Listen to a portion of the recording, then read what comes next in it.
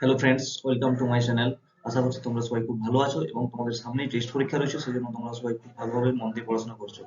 তো আজকে আমি তোমাদের জন্য নিয়ে আসছি জিওগ্রাফি একদম প্রথম চ্যাপ্টার যেটা রয়েছে, বহির্জাত প্রক্রিয়া ও তার দ্বারা গঠিত ভূগোল। তো ওই চ্যাপ্টার থেকে তোমাদের যতগুলো ভেরি ভেরি ইম্পর্টেন্ট শর্ট প্রশ্ন রয়েছে, সেই প্রশ্নগুলো নিয়ে আমি আজকে এই ভিডিওতে আলোচনা করবো। তো তোমরা কেউ ভিডিওটি স্কিপ না করে শেষ পর্যন্ত দেখতে থাকো এবং এর বাইরে কোনো শর্ট প্রশ্ন তোমাদের করার কোনো দরকার পড়বে না আশা করছি।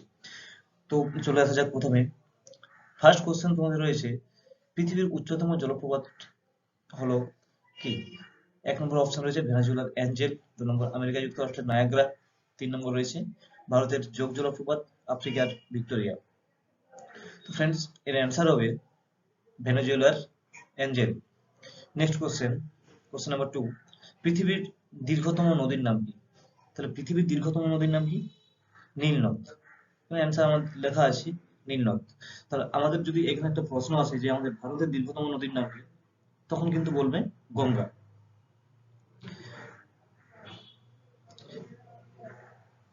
নেক্সট আসা যাক, কোশ্চেন নাম্বার 3, ইংরেজি আয়াকৃতির নদী উপত্যকাকে বলে ড্যাশ? গিরিখাত, ক্যানিয়ন, পিরামিড চূড়া, হিমদ্রোণী। তাহলে ইংরেজি আয়াকৃতির যে উপত্যকা, তার নাম হলো কি? ক্যানিয়ন। এবং এইখান থেকে আরেকটা প্রশ্ন আসবে যে পৃথিবীর বিখ্যাত ক্যানিয়ন কি? সব থেকে বৃহত্তম ক্যানিয়ন বা বিখ্যাত যে ক্যানিয়ন, তা হলো কি? Grand canyon.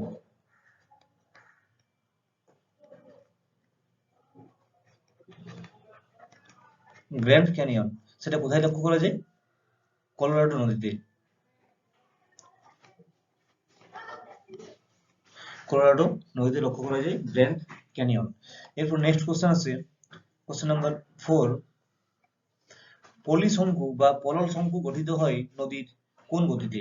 পার্বত্য গতিতে, বদ্বীপ গতিতে, নাকি উচ্চ ও মধ্যগতির সংযোগস্থলে, নাকি হিমবাহের উপত্যকা প্রবাহে? এর অ্যান্সার হবে কি? উচ্চ ও মধ্যগতির সংযোগস্থলে। পলল শঙ্কু গঠিত হয় উচ্চ ও মধ্যগতির সংযোগস্থলে। মনে থাকবে। নেক্সট কোশ্চেন, কোশ্চেন নাম্বার 5, অতি গভীর ভি আকৃতির উপত্যকাকে বলে? গিরিখাত, ক্যানিয়ন, কর্তিত স্পার, প্লাঞ্জ পুল। অতি গভীর যে ভি আকৃতির উপত্যকা হয় তাকে বলা হয় গিরিখাত। ঠিক এই ধরনের যে আকৃতির যে উপত্যকাটা তৈরি হয়, এটা শুধুমাত্র কোথায় দেখা যায়? এটা দেখা যায় পার্বত্য অঞ্চলে। এটা সবসময় পার্বত্য অঞ্চলে লক্ষ্য করা যায়। এটা অনেক সময় পরীক্ষায় এইভাবে পড়তে পারে যে ভি আকৃতির উপত্যকা আমাদের নদীর প্রবাহপথের কোন অঞ্চলে দেখা যায়? পার্বত্য প্রবাহপথে, নাকি মধ্য প্রবাহপথে, নাকি নিম্ন প্রবাহপথে? ঠিক আছে, তো সবসময় এটা মনে রাখবে যে সবসময় ভি আকৃতির উপত্যকা এবং আই আকৃতির উপত্যকা যেগুলো হয়, সেগুলো সবসময় পার্বত্য প্রবাহপথে দেখা যায় বা নদীর উচ্চ গতিতে দেখা যায়। মনে থাকবে। নেক্সট কোশ্চেন, কোশ্চেন নাম্বার 6, মন্থকূপ সৃষ্টি হয় যার ক্ষয়কার্যের ফলে? তাহলে মন্থকূপ কার ক্ষয়কার্যের ফলে সৃষ্টি হয়? মানে কোন বহির্জাত প্রক্রিয়া? নদী, নাকি বায়ু, নাকি হিমবাহ, নাকি সমুদ্র তরঙ্গ? তাহলে মন্থকূপ সৃষ্টি হয় নদীর ক্ষয়কার্যের ফলে। এর সঙ্গে সঙ্গে তোমাদের প্রত্যেকটি যে বহির্জাত প্রক্রিয়াগুলো রয়েছে, যেমন ধরো বায়ু, হিমবাহ এবং সমুদ্র তরঙ্গ, এই প্রত্যেকটা বহির্জাত প্রক্রিয়ারই আমাদেরকে যে ক্ষয়কার্যের ফলে সৃষ্ট ভূমিরূপ, সঞ্চয় কার্যের ফলে সৃষ্ট ভূমিরূপ এবং তোমার যে তাদের ক্ষয়কার্যের যে প্রক্রিয়াগুলো, এই প্রক্রিয়াগুলো সম্পর্কে তোমাদের একটু পড়ে রাখতে হবে। নেক্সট কোশ্চেন, কোশ্চেন নাম্বার 7, শুষ্ক অঞ্চলে কোমল শিলার ওপর গঠিত নদী উপত্যকা যে নামে পরিচিত, তা হলো কি? গিরিখাত, ক্যানিয়ন, ইউ আকৃতির উপত্যকা, নাকি ক্রেভাস? আচ্ছা, গিরিখাতটা একটু আগে বললাম, ক্যানিয়নটাও বলেছি। তো এখানে যা হবে যে শুষ্ক অঞ্চলে কোমল শিলার উপর দ্বারা গঠিত নদী উপত্যকা, সেটা হবে কি? ক্যানিয়ন। কেন ক্যানিয়ন হবে? এখানে কোমল শিলা বলেছি, আর যেহেতু কোমল শিলা যখন হবে, তখন কি হবে? সবসময় নিম্ন ক্ষয়টা বাড়বে, সেই জন্য এখানে ক্যানিয়ন গঠিত হবে। এখানে আরেকটা অপশন রয়েছে ক্রেভাস। ক্রেভাস কোথায় লক্ষ্য করা যায়? ক্রেভাস সবসময় হয় হিমবাহের ক্ষেত্রে। হিমবাহের ক্ষয়কার্যের ফলে সেখানে একটা যে ফাটলের সৃষ্টি হয়, তখন যদি এভাবে যে ভূমিরূপটা থাকবে, ঠিক এরকম জায়গাটায় ক্রেভাস তৈরি হবে। এবং ঠিক এই উঁচু জায়গাতে যেটা তৈরি হবে, সেটাকে বলছি আমরা ব্রাগশুন্ড। ব্রাগশুন্ড। ওকে। নেক্সট আসা যাক, কোশ্চেন নাম্বার 8, পার্বত্য প্রবাহে নদীর দুই পাশে যেসব সমান বা অসমান ধাপের মতো অল্প বিস্তৃত ভূভাগের সৃষ্টি হয় তাকে বলে কি? অপশন এ আছে নদীমঞ্চ, অপশন বি আছে স্বাভাবিক বাঁধ, অপশন সি আছে খরস্রোত, অপশন ডি আছে কর্তিত স্পার। তাহলে প্রশ্ন কি বলছে? পার্বত্য প্রবাহে নদীর দুই পাশে যেসব সমান বা অসমান ধাপের মতো অল্প বিস্তৃত ভূভাগের সৃষ্টি হয় তাকে কি বলবো আমরা? এটা যেহেতু পার্বত্য প্রবাহের যে নদীর দুপাশে, তোর এটা একটা পার্বত্য প্রবাহ এবং এই যে নদীর দুপাশে ধাপ ধাপ বিশিষ্ট যে ভূমিরূপের সৃষ্টি হবে তখন সেটাকে বলবো আমরা নদী মঞ্চ। কারণ এটা দেখতে অনেকটা মঞ্চের মতো আকৃতির হবে, এটা দেখতে অনেকটা মঞ্চের মতো আকৃতির হবে, সেই জন্য একে বলবো আমরা নদী মঞ্চ। নদী মঞ্চ the right answer. Okay, next question, question number 9। পৃথিবীর বৃহত্তম জলপ্রপাতটির নাম কি? যোগ, নায়াগ্রা, স্ট্যানলি বা শিব সমুদ্রম? এর উত্তর হবে স্ট্যানলি বা বোয়ামা। ওকে, নেক্সট কোশ্চেন, পৃথিবীর প্রশস্ততম জলপ্রপাত হলো মেকং নদীর ড্যাশ। তাহলে মেকং নদীতে যে জলপ্রপাতটি দেখা যায় তার নাম কি? খন জলপ্রপাত। খন, অপশন সি, খন জলপ্রপাত। ওকে, নেক্সট কোশ্চেন, কোশ্চেন নাম্বার 11। কোন কোন প্রাকৃতিক শক্তির ক্ষয়কার্যের ফলে মন্থকূপ সৃষ্টি হয়? একটু আগেই বললাম যে মন্থকূপ নদীর ক্ষয়কার্যের ফলে সৃষ্টি হয়। মন্থকূপটা কি? না, নদীর তলদেশে, তোমার যদি এটা নদী হয়, নদী প্রবাহিত হচ্ছে, নদীর তলদেশে যে ছোট গর্তের সৃষ্টি হয়, ছোট ছোট বা একটু ছোট থেকে মাঝারি আকৃতির যে গর্তের সৃষ্টি হয় সেগুলোকে আমরা মন্থকূপ বলি। এরা কিভাবে সৃষ্টি হয়? না, নদীর যে বহন কার্য চলছে সেই বহন কার্যের দ্বারা যে নদীর সঙ্গে বাহিত যে পলি, পাথর টুকরো, কাঁকর বাহিত হচ্ছে, তাদের ঘর্ষণের সঙ্গে তলদেশে যে ঘর্ষণ হয় সেই ঘর্ষণের ফলে মন্থকূপের সৃষ্টি হয়। ওকে, তো মন্থকূপ সৃষ্টি হয় কার ক্ষয়কার্যের দ্বারা? নদীর ক্ষয়কার্যের দ্বারা। ওকে, নদী is the right answer. Next question, ভারতের বৃহত্তম নদী মধ্যস্থ দ্বীপ বা চর হলো কি? পূর্বাশা দ্বীপ, পানদ্বীপ, মাজুলি দ্বীপ, কামচটকা দ্বীপ, নাকি কোনটা হবে রাইট অ্যান্সার? রাইট অ্যান্সার হবে মাজুলি দ্বীপ। মাজুলি দ্বীপ the right answer. Okay, next question, পৃথিবীর বৃহত্তম বদ্বীপ হলো মিসিসিপি মুসের নদীর বদ্বীপ, গঙ্গা ব্রহ্মপুত্র নদীর বদ্বীপ, নাকি কাবেরী নদীর, নাকি হোয়াংহো নদীর বদ্বীপ? এটার অ্যান্সার হবে অপশন বি, গঙ্গা ব্রহ্মপুত্র নদীর মিলিত বদ্বীপ। ওকে, নেক্সট কোশ্চেন, পৃথিবীর বৃহত্তম সুপেয় জলের ভান্ডার হলো নদী, সমুদ্র, হিমবাহ না হ্রদ? আচ্ছা, সুপেয় জল মানে কি? সুপেয় জল মানে হলো মিষ্টি জল, মিষ্টি জলের ভান্ডার। ওকে, মিষ্টি জলের ভান্ডার সব থেকে বেশি কি হবে? নদী হবে না হ্রদ হবে না হিমবাহ হবে? সবসময় বেশি হবে হিমবাহ। ঠিক আছে, নেক্সট কোশ্চেন, পৃথিবীর ধীরতম হিমবাহের নাম কি? পৃথিবীর ধীরতম মানে যে হিমবাহের গতিবেগ সব থেকে কম, সেই ধীরতম হিমবাহটির নাম হবে আন্টার্কটিকার মেসার্ভ। আন্টার্কটিকার মেসার্ভ। ওকে, নেক্সট কোশ্চেন, হিমশৈলের কত ভাগ সমুদ্র জলের উপরে থাকে? হিমশৈলের কত ভাগ সমুদ্র জলের উপরে থাকে? 1/4 ভাগ, 1/7 ভাগ, 7/10 ভাগ, নাকি 1/9 ভাগ? এটার আনসার হবে সবসময় 1/9 ভাগ। ঠিক যেমনটি একটি নদীতে একটি নৌকার যে নিচের অংশ থাকে, ঠিক একই রকম ভাবে হিমশৈলেরও তার নিচে প্রায় 1/9 ভাগ অবস্থান করে। ওকে, নেক্সট কোশ্চেন আসছে, নেক্সট কোশ্চেন, কোশ্চেন নাম্বার 17। মেটানফন সিংহ একটি কি? এরেট, বা এটা অ্যারেটি হতো, ভুল হয়েছে এখানে, টাইপিং মিস্টেক। যাই হোক, 2 নম্বর আছে হিমদ্রোণী, 3 নম্বর আছে ক্র্যাগ, 4 নম্বর আছে পিরামিড চূড়া। তাহলে মেটানহর্ন যে সিংহ, অবশ্যই এখান থেকে আমরা বুঝতে পারছি যে সিংহ কথার অর্থ মানে আমরা জানি যে সবসময় একটা উঁচু অংশটাকে, পার্শ্ববর্তী অঞ্চল থেকে যে উঁচু অংশ হবে সেটাকে আমরা সিংহ বলবো। তাহলে সেই সিংহ মানে সবসময় চূড়াতে আসবে, সেই জন্য এটার আনসার হবে পিরামিড চূড়া। ওকে, তোমরা এগুলো একটু দেখে নেবে যে কোনটা কার ভূমিরূপ। যেমন ক্র্যাগ এন্ড টেল, ক্র্যাগের সঙ্গে ক্র্যাগ এবং টেল বলে একটা কথা থাকে, ক্র্যাগ এন্ড টেল। ঠিক আছে, এটা কার? হিমবাহের ক্ষয়কার্যের ফলে গঠিত একটি ভূমিরূপ। ওকে। আচ্ছা, নেক্সট কোশ্চেন আসা যাক যে বড় হাতলওয়ালা ডেক চেয়ারের মতো ভূমিরূপকে ফরাসি ভাষায় কি বলে? বড় হাতলওয়ালা ডেক চেয়ারের মতো ভূমিরূপকে ফরাসি ভাষায় বলে শার্ক। শার্ক বলে, শার্ক বা এটা আরেকটা যে নাম আছে সেটা হলো বা করি। শার্ক বা করি বলা হয়, এটা মনে রাখবে, শার্ক বা করি বলা হয়। এটা হিমবাহের ক্ষয়কার্যের দ্বারা গঠিত একটি ভূমিরূপ। এটা হিমবাহের,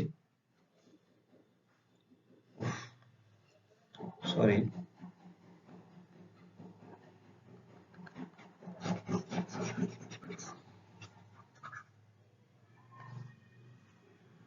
আচ্ছা, এটা শার্ক বা করি এর নাম। এটা হচ্ছে হিমবাহের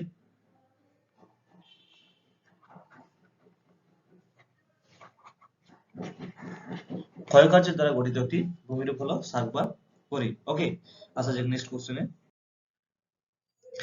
স্কটল্যান্ডের এডিনবরা ক্যাসেল একটি ড্যাশ। এটা হবে একটি ক্র্যাগ। এটা আনসার হবে ক্র্যাগ। ওই যে একটু আগে বললাম যে হিমবাহের গঠিত যে ক্র্যাগ এন্ড টেল, সেই ক্র্যাগ হবে এটা, ক্র্যাগ। এটা দেখতে ঠিক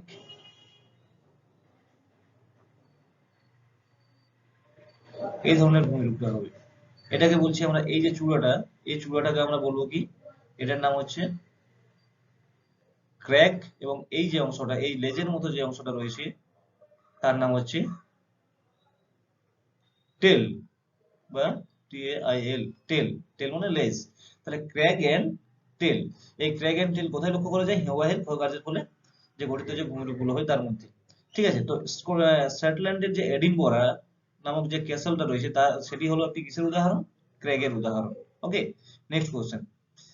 ঢাল পর্বত গাত্র ও হিমবাহের মধ্যে যে ফাঁক দেখা যায় তাকে বলে কি? এটা ঢালু হবে। ঢালু পর্বতগাত্র ও হিমবাহের মধ্যে যে ফাঁক দেখা যায় তাকে কি বলে? আমি একটু আগেই বলেছি যে এই ধরনের যখন একটা হিমবাহের পর্বতগাত্রে ঠিক এরকম জায়গায় একটা ফাঁকের সৃষ্টি হবে, ফাটলের সৃষ্টি হবে, তখন এটাকে সবসময় বলা হবে কি? ব্রাগসুন্ড। তোমাদের একটু আগেই আমি বললাম, এটা হবে ব্রাগসুন্ড। ওকে, নেক্সট কোশ্চেন। বায়ুর অবনমন ক্ষয়ের ফলে সৃষ্ট গর্তকে বলে কি? এটা হবে ধান্ত। এর আনসার হবে ধান্ত। Next question. অর্ধচন্দ্রাকৃতি বালিয়াড়িকে কি বলে? এটা হবে বারখান। রেফ হবে এখানে, বারখান হবে। Next question. পৃথিবীর বৃহত্তম মরুভূমির নাম কি? পৃথিবীর বৃহত্তম মরুভূমি সাহারা। এটা কোথায় লক্ষ্য করা যায়? তোমরা সবাই জানো আশা করছি, তবু লিখে দিলাম, এটা আফ্রিকাতে লক্ষ্য করা যায়। ওকে, নেক্সট। চলমান বালিয়াড়িকে থর মরুভূমিতে কি বলে? থর মরুভূমিতে বলা হয় ওকে ধ্রিয়ান বলা হয়। ধ্রিয়ান হবে, ধ্রিয়ান হবে রাইট আনসার। ওকে, নেক্সট। মরু অঞ্চলে অবশিষ্ট পাহাড়গুলিকে বলে কি? Inselberg. Inselberg the right answer, inselberg. আচ্ছা, প্লায়াকে রাজস্থানের থর মরুভূমিতে কি বলে? এটাও হবে কি? ধান্ত হবে, ধান্ত। প্লায়াকে রাজস্থানের থর মরুভূমিতে কি বলা হয়? ধান্ত বলা হয়। আচ্ছা, কোশ্চেন আসা যাক। শূন্যস্থান পূরণ করো। দুই নদী অববাহিকাকে যে ড্যাশ পৃথক করে তাকে বলে জলবিভাজিকা। এখানে কি হবে? উচ্চভূমি। উচ্চভূমি, এখানে অ্যান্সার লেখা আছে উচ্চভূমি, অ্যান্সার লিখে দেওয়াই আছে উচ্চভূমি। তাহলে একটা উচ্চভূমি যদি থাকে, তার এদিকে একটা নদী প্রবাহিত হবে, আর এদিকে আরেকটা নদী প্রবাহিত হবে।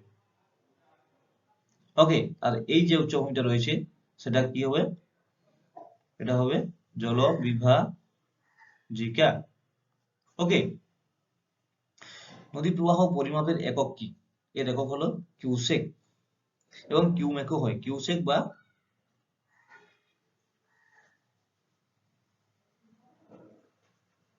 কিউমেক। ওকে, কিউসেক বা কিউমেক। Question number 3। পার্বত্য অঞ্চলে নদীর গতিপথে আড়াআড়ি ভাবে চ্যুতি থাকলে সৃষ্টি হয় কি?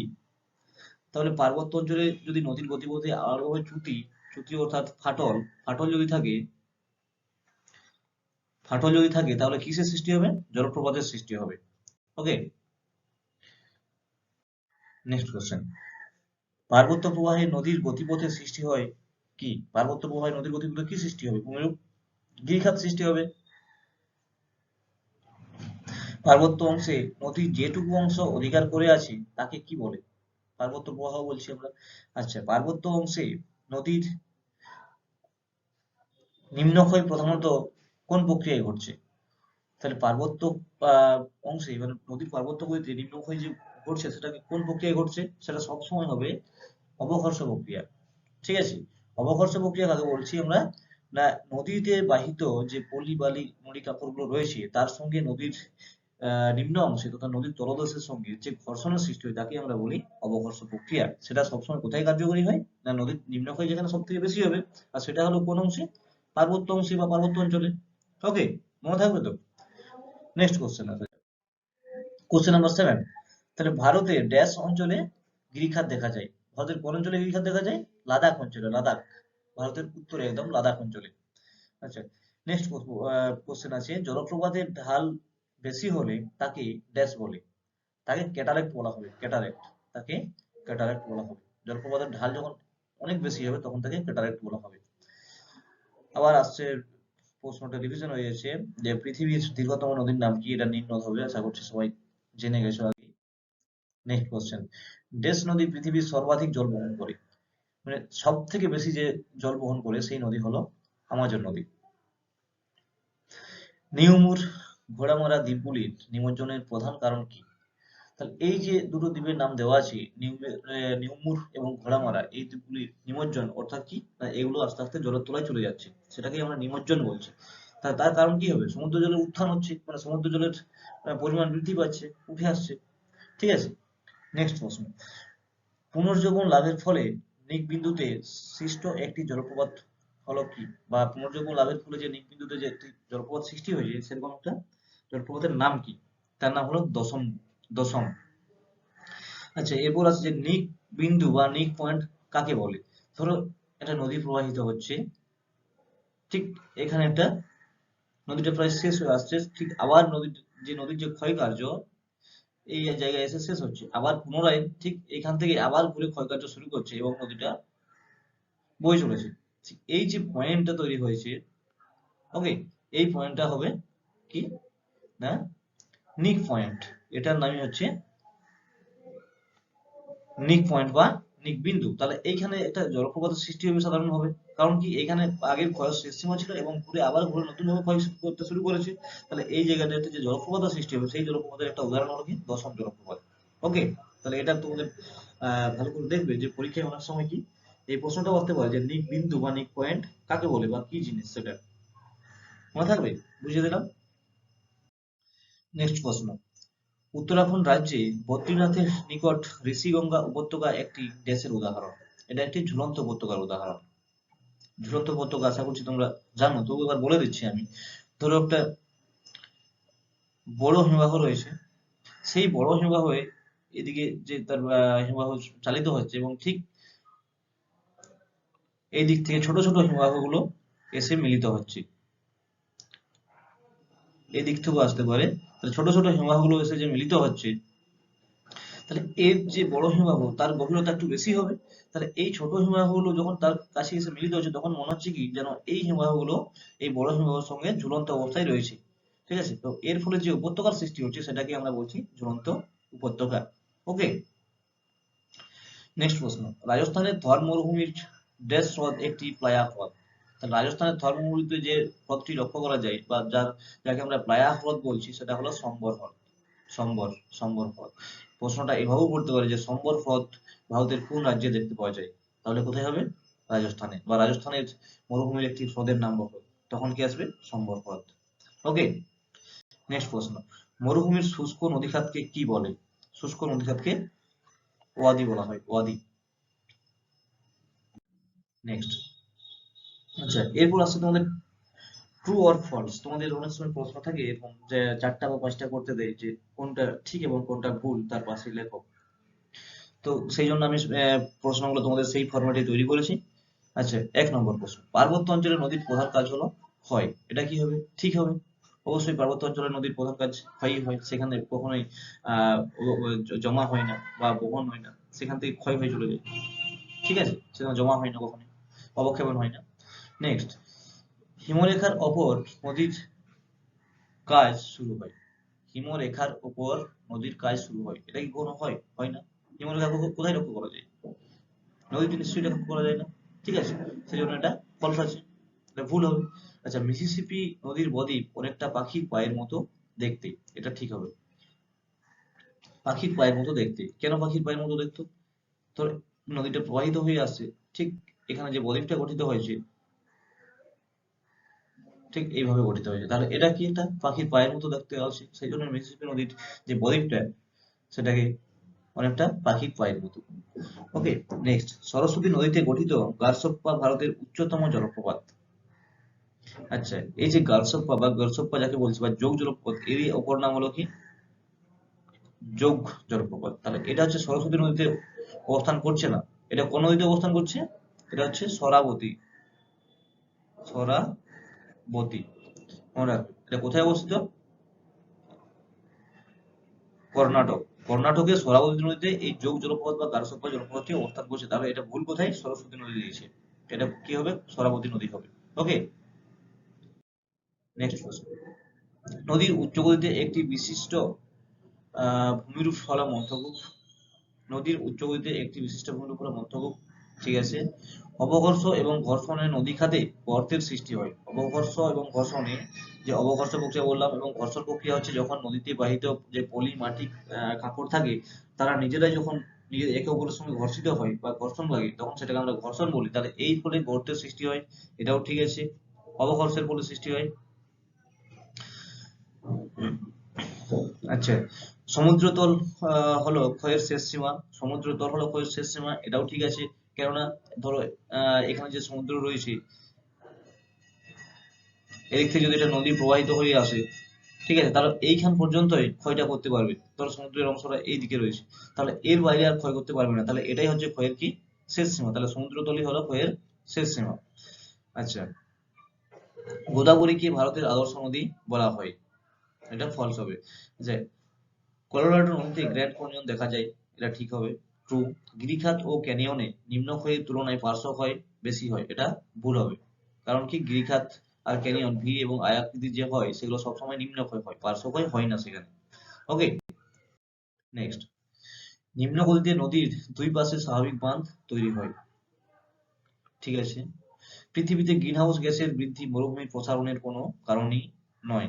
পৃথিবীতে গ্রিনহাউস গ্যাসের বৃদ্ধি মরুভূমির প্রসারণের কোনো কারণই নয়, এটা ফলস হবে।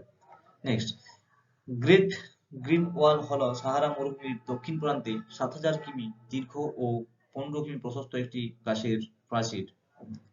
এটা কি? যে সাহারা মরুভূমি রয়েছে তার দক্ষিণ প্রান্তে প্রায় ৭,০০০ কিমি এবং ১৫ কিমি প্রশস্ত এবং ৭,০০০ কিমি দীর্ঘ যে আহ, গাছ গাছপালা রয়েছে বা যেখানে একটা বনভূমি তৈরি করা হয়েছে, সেটাই হচ্ছে গ্রেট গ্রিন ওয়াল নামে পরিচিত। তো এটা ট্রু হবে, ঠিক হবে।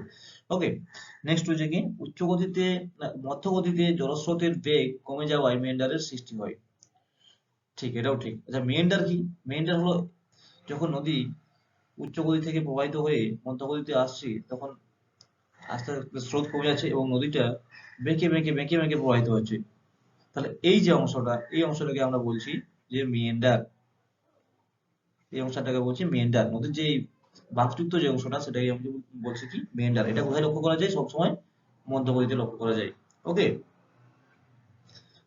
নেক্সট আসা যাক, একটি বা দুটি শব্দের উত্তর দাও।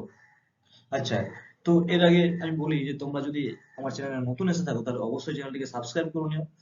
তার কারণ হলো এরপরে আমি আরো ভিডিও আপলোড করবো তোমাদের জন্য। এরপর আমি এই চ্যাপ্টার থেকে যে লং প্রশ্ন, ধরো ৩ নাম্বার বা ৫ নাম্বারের যে প্রশ্নগুলো হয় সেগুলো আলোচনা করবো এবং শুধু প্রশ্ন নয়, উত্তর সহ আলোচনা করবো। তাই তোমরা যদি এখনো পর্যন্ত সাবস্ক্রাইব করে না থাকো, তাহলে অবশ্যই চ্যানেলটিকে সাবস্ক্রাইব করে নিও। এবং তোমার যদি ভালো লেগে থাকে, তাহলে ভিডিওটি অবশ্যই লাইক করো, সঙ্গে বন্ধুদের সঙ্গে শেয়ার করো। আচ্ছা, আসা যাক কোশ্চেন নাম্বার 1, নদীর উৎস অঞ্চলের অববাহিকাকে কি বলে? এটা বলে ধারণ অববাহিকা। তাহলে নদীর উৎস অঞ্চল বলতে কি? না, যে অঞ্চল থেকে নদীটার একদম প্রাথমিকভাবে উৎপন্ন হচ্ছে তাকে আমরা ধারণ অববাহিকা বলবো। ধরো এটা একটা নদী, তাহলে নদীর উৎস অঞ্চলটা কি? ঠিক এই অঞ্চলটার মধ্যে পড়বে। এই যে এই উপরের যে অংশটা, এই অংশটা হচ্ছে নদীর উৎস অঞ্চল। উৎস অঞ্চল বলতে কি বলছি, না যে অংশ থেকে এক ফোঁটা হলেও যে নদীতে শুরু হচ্ছে নদীর জল, সেটাকে আমরা উৎস অঞ্চল বলছি। তার নাম হচ্ছে কি, এটার নাম হচ্ছে ধারণ ধারণ অববাহিকা। ওকে, আচ্ছা নেক্সট প্রশ্ন, হালকা ও অতি সূক্ষ্ম তুষারকণাকে কি বলে?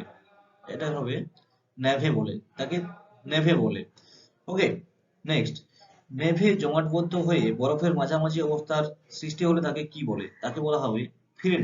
তাকে বলা হবে ফিরিন। ওকে, নেক্সট কোশ্চেন আসা যাক। কোশ্চেন নাম্বার 4, পৃথিবীর দীর্ঘতম নদী খাঁড়ি কোনটি? এটা হবে ওব নদীতে যে খাঁড়ি লক্ষ্য করা যায় সেটাই হবে পৃথিবীর দীর্ঘতম খাঁড়ি। নেক্সট, ভারতের বৃহত্তম নদী অববাহিকা কোনটি? এটার অ্যান্সার হবে গঙ্গা নদীর অববাহিকা। ওকে, নেক্সট, শুষ্ক অঞ্চলের গিরিখাতকে কি বলে? এটা একটু আগেই বললাম, ক্যানিয়ন। পিরামিড চূড়া সুইস আল্পসে কি নামে পরিচিত? হর্ন নামে পরিচিত, এটাও বলেছি আগে। ভার্ব কি? ভার্ব কি না কেটল হ্রদের তলদেশে স্তরে স্তরে সঞ্চিত পলিকে বলা হয় ভার্ব। ওকে, নেক্সট কোশ্চেন, কোন দেশকে ফিওর্ডের দেশ বলে? এটা হবে নরওয়ে। নরওয়েকে ফিওর্ডের দেশ বলা হয়। নেক্সট কোশ্চেন, আউটওয়াশ প্লেনে সৃষ্ট গর্তগুলিকে কি বলে? আউটওয়াশ প্লেনে যে গর্তের সৃষ্টি হয় সেগুলোকে কেটল বলা হয়।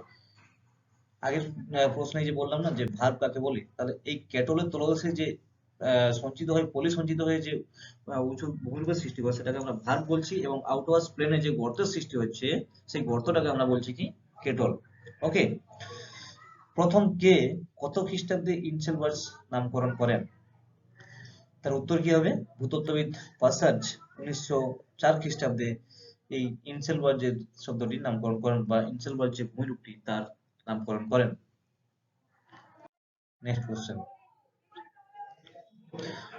গৌড বা গাসি কি? শিব বালিয়াড়ির মধ্যে যে করিডোর থাকে তাকে সাহারায় গৌড বা গাসি বলে। ওকে, এটা শুধুমাত্র সাহারা মরুভূমিতেই গৌড বা গাসি বলা হয়। ওকে, নেক্সট রয়েছে বোনহার্ড কি?